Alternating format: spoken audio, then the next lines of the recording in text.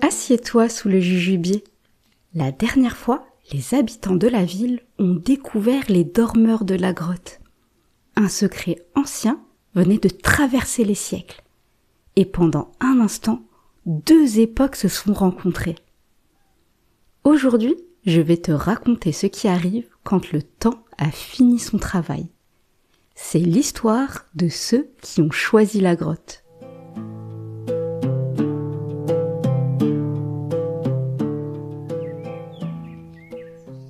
Le lendemain, la vallée est calme.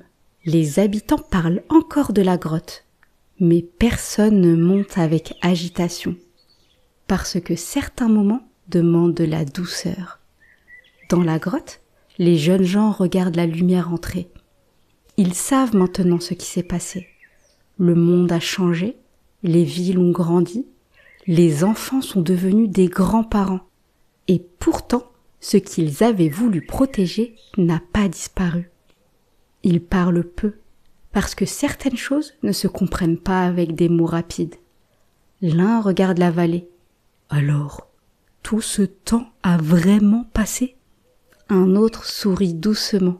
Et pourtant, nous sommes là.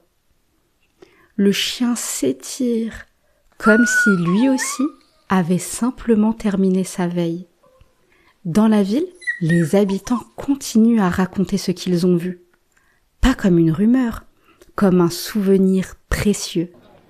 On dit « Ils ont traversé les siècles. Ils ont gardé ce qui comptait pour eux. » Et le temps lui-même l'a protégé. Alors, la grotte devient un lieu que l'on regarde avec respect. Pas parce qu'elle est mystérieuse, mais parce qu'elle rappelle quelque chose de très simple. Les années passent, les enfants grandissent, et pourtant certaines histoires ne disparaissent pas. Dans la ville, pourtant, tout le monde ne raconte pas la même chose. Sur la place près du puits, à l'ombre d'un mur chauffé par le soleil, les voix se croisent.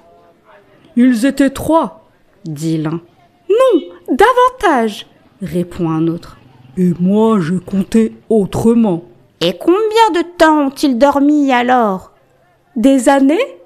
Bien plus que ça. Les habitants parlent entre eux. 3, non, 5, peut-être 7. Les enfants essaient aussi de compter. Mais l'ancien du village lève doucement la main. Peut-être que nous nous tromperons toujours sur les nombres. Il regarde la grotte.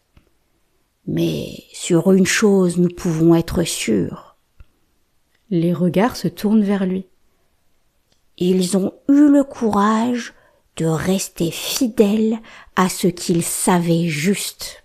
Le silence revient doucement sur la colline et personne ne ressent le besoin d'ajouter autre chose. Dans la grotte, le jour avance. La lumière glisse lentement sur la pierre, comme elle l'a fait tant de fois au fil des jours, des saisons, des années que nul n'a compté exactement.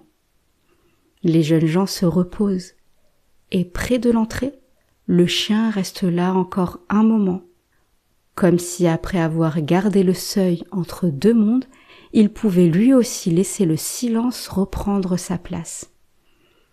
La vallée respire doucement, et l'histoire, peu à peu, entre dans une paix plus grande que les mots.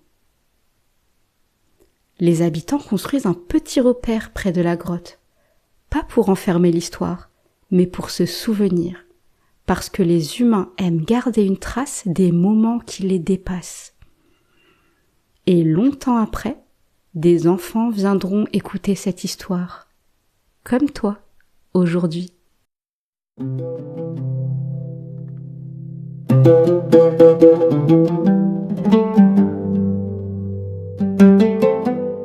Savais-tu que pendant très longtemps, avant les livres et les écrans, les histoires se transmettaient à voix haute. Des adultes racontaient, des enfants écoutaient, puis devenaient à leur tour des passeurs d'histoires. C'est comme ça que certains récits ont traversé les générations sans disparaître. Et toi, est-ce qu'il y a dans ta famille une histoire qu'on raconte encore aujourd'hui? Une histoire qu'un adulte a entendue quand il était petit et qu'il raconte maintenant à son tour?